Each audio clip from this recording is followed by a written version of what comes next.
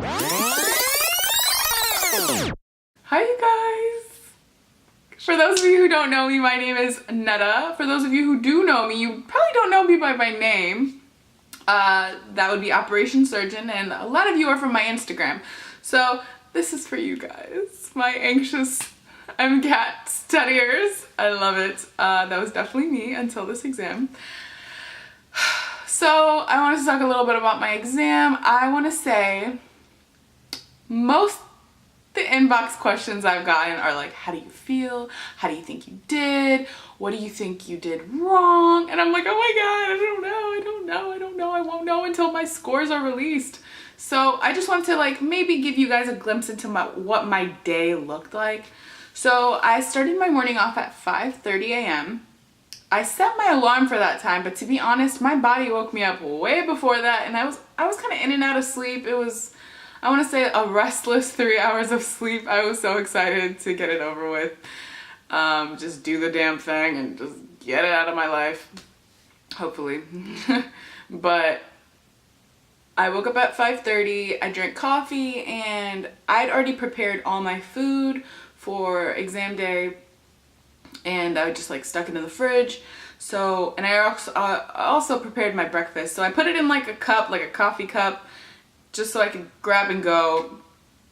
I put oats, cinnamon, salt, and in the morning I poured hot water on it, and it like did its thing while I was driving. So when I got to the testing center, I actually ate my breakfast in the parking lot, which was nice because I seem to get hungry really quickly.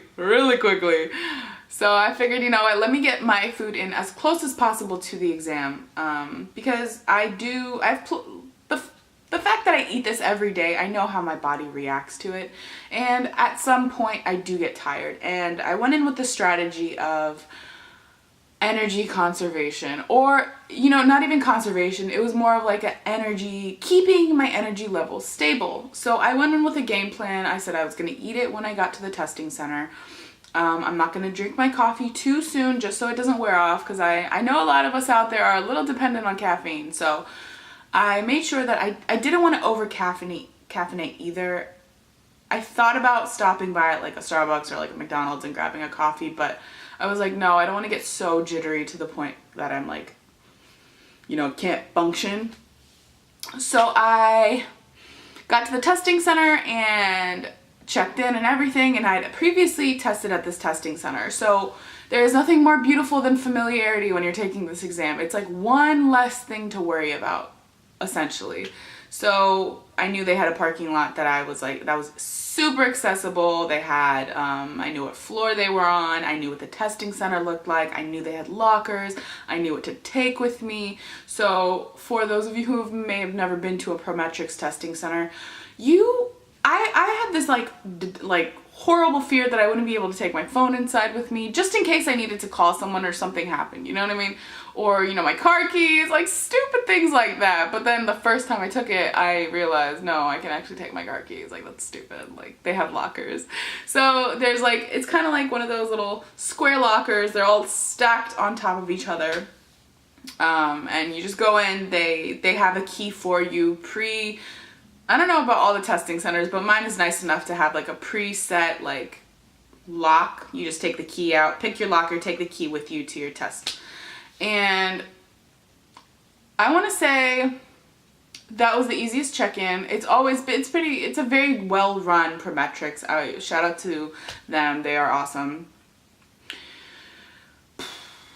What else? So I went in and I started my exam. I want to say I started my exam around like 7:50 maybe. I don't know, because I know I started a little bit earlier than the 8 o'clock mark, only because I knew they were trying to get people coming in. Or maybe I did start at 8. I don't really know. But I do know I stopped at like 2:54, 2:55. That's when I left the testing center. So for the first section, I can't disclose anything about the exam because ain't nobody trying to get in trouble with the AAMC. So I can't really hint at like how difficult it was, but I can give you my experiences, obviously. So let's talk about the first section, the Chem Phys section. That's always been my weakest section. So I kind of walked into that exam with like, you're confident in the areas you're confident in. So you hope to maximize in those areas to make up for the fact that you suck at the Chem Phys section. So I really, I went in expecting the worst, and I feel like I got the worst. So I wasn't too like, when I saw the exam, I opened it and I freaked out kind of thing. I tried to pace myself pretty good. I felt like my pace was a little bit slow in the beginning, and it kind of started picking up, I guess, as, confidence built up as I started noticing things again. Because at the end of the day, it is a comprehension exam, and it's like all freaking reading. So you kind of forget about that. I took that section, and I won't lie to you, I walked out of that section like I need a break. So I took my 10-minute break, and I was like, okay, I'm gonna eat my sandwich that I prepared for this, because the first time I took the exam, or any time I've taken a practice exam, after the Chem Phys section, I am drained. I mean, I'm exhausted. I don't know if it's because it's like you're in overdrive and your body's like, oh, chemistry, physics, oh, gotta do it. So I was like, let me go get that sandwich in, because I know I'm gonna either crash during cars, or I need something to take my mind off the Chem Phys section, basically. And I won't lie about that. That is my weakest section. So it's not even like I know it's my weakest section. So I had my sandwich. I literally took 2 of the same sandwiches. It was 2 slices of toast, and between it there was a piece of like a deli meat and a piece of cheese and like mayonnaise or ranch. I don't remember what I put it in, but super simple. I know how my body reacts to it. It's not the healthiest. I saw people eating salads and whatnot, but I was like, now's not the time to play around with your diet. Like, don't change your diet right now. I've been eating horribly during this prep, so keep it consistent, guys.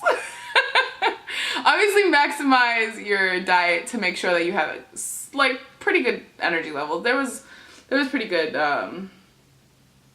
energy built up from that sandwich, though. I'm not gonna lie. I love me some junk food. Yeah. What else? So I went into the next section. Oh, so every 10-minute break that I had, I took it. Every 30-minute break, which is the one, I took it. I made sure I took my breaks, because personally, I need a little bit of leg stretching time. I cannot sit for that long. I mean, clearly I can, but my brain kind of starts doing the whole like song and dance of like getting nervous, and you just start like the wheels start churning, and you're like, starting to have a little bit of self-doubt. It happens. People are human. So I was like, you know what, people are gonna laugh at me when I say this, but I would go into the bathroom during my 10-minute breaks, and when I made sure that no one was in there, I would give myself a pep talk. I feel like people are gonna be like, what do you mean? I would literally stand in front of the mirror and be like, you've trained for this, you did this, you've worked really hard for this, you got this, focus, don't let this first section roll into your next section, you got this, stay focused. So I think that was something that was one of my new exam tactics, and I think it worked, honestly, because I would sit down during the exam, and if I caught myself kind of drifting off, like, starting to, because it happens, sometimes you get so focused on something, your brain like derails, and you start thinking of something else, and you're like, I shouldn't be thinking about that right now, I should be thinking about this problem that's in front of me. So those 10-minute breaks are vital for keeping me focused, at least. What else? So after the car section, I took my 30-minute break, and I did eat my other sandwich. And for those of you who don't know me, I've clearly been on like a really bad not health kick. So during my prep, I'm not even lying, I would eat Takis. And if you don't know what Takis are, don't figure what they are. Don't ever go and find out what they are, because you will be addicted to them, and they are so bad for you. I feel like not only is your like body supremely dependent on it after a while, but the sodium levels are stupid. So hypertension, hello. So I actually took a Ziploc full of Takis to my exam. I'm sitting there like, everyone's eating salads and like crunching. I'm like, you know, I'm like, Takis. Like my fingers are orange. Be you. Yeah. So I definitely stuck true to whatever I ate during my exam prep. It's so bad. I've been trying to do better, you guys. Ain't nobody trying to like cause their own premature death from horrible diet. So what else? So I took that 30-minute break. I walked around the hallways. You're not allowed to leave the testing center and to go outside or anywhere else in the building. But I did go to the bathroom, gave myself a quick little pep talk, and went back in for the bio section. Did the bio section, took my next 10-minute break, and then I went to the the psych soc section, and that is actually one of my best sections because that was what my degree was in. I graduated with a BS in psychology. So a lot of the terminology, that was like, I wish they did it in that order too, because I feel like when you have that boost of confidence in like, oh, I recognize almost everything on here. Like you look at this exam and you're like, oh, why didn't you give this to me first? That would have been a great boost of motivation. So yeah, I kind of wish they did that, AAMC. I should have written that in the last box, but they're not going to change it. Because they do, at the end of the exam, they ask you if you want to challenge a question that you thought was unfair or if you thought was poorly worded. They do give you that, and I never filled it out because I was like, I don't know. Who am I to tell you which question is wrong? I'm pretty sure there's some gunner out there who's like, oh, your calculations were off. You could use this equation to get that one. Whatever. So yeah, I walked out feeling a little bit dazed and confused, I'm not gonna lie, but I walked out feeling like I knew I did what I had to do to prepare myself the best I could for this exam. So I took about 2 months and a half of pure studying. So I want to say my start day of where I really got serious about studying was May 9th. So May 9th to August 24th, whatever time period between then, I think it's about 2 months and a half. I took that time and really focused on my weaknesses. I did a lot of things that were out of my comfort zone the first time that I took the exam. There was a lot of things that I didn't really know going into the exam the first time, and that was all because I was super, like, I was just like a friggin' dingleberry when I took that exam. I did not even try, to be honest. That was like the worst mistake I could have made. I had my priorities elsewhere, / family emergencies, / like, it was just like the worst timing for that exam, and it showed on my scores. I mean, you gotta be honest with yourself sometimes. It's like, you know, you could have done more. And that's what I tried to do this time. I tried to make sure that I didn't experience the same level of, I wish I did more. So even if I don't do well, I know I did what I could have done up until that exam. Does that make sense? Does that make sense? Yeah, so that was a very interesting exam. I feel like this month is going to be a long wait, but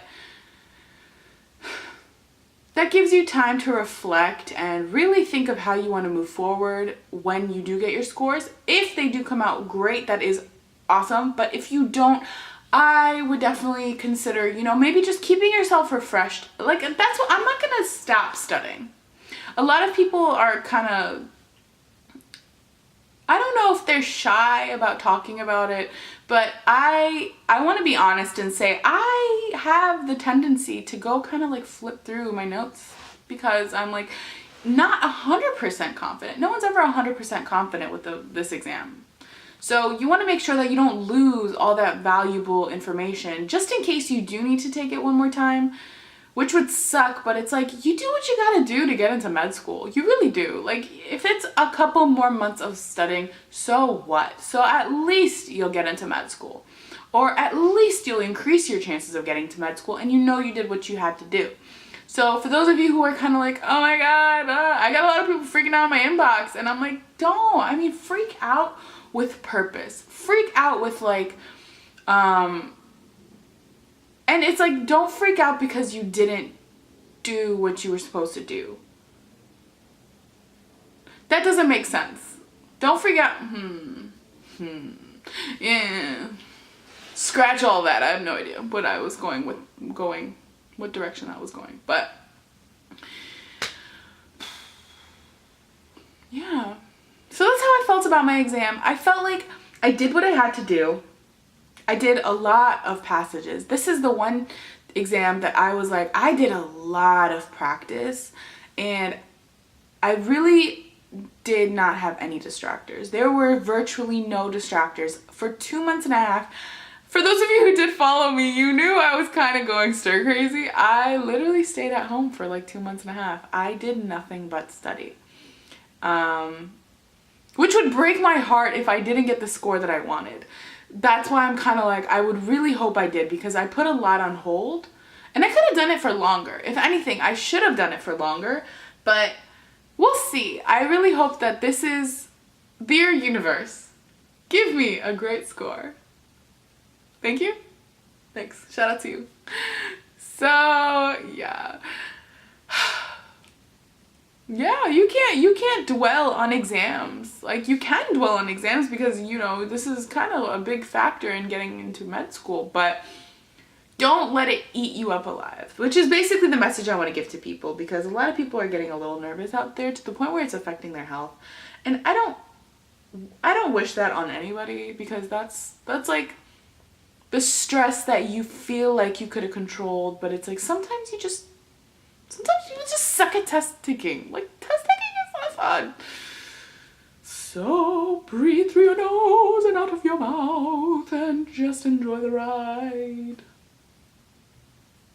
Anyway, I hope that answered some questions. I'm gonna bring a couple more videos onto this channel, talking about a couple things that people were wondering about, kind of like what I did this testing time, like what was my study method, like what have I tried to do. Just stay tuned. We are gonna be in for a fun time. I hope this video isn't too long, because that would just suck, but we'll figure it out. Alright guys, click subscribe, comment, like this video if you liked it. Let me know what you want to see on this channel.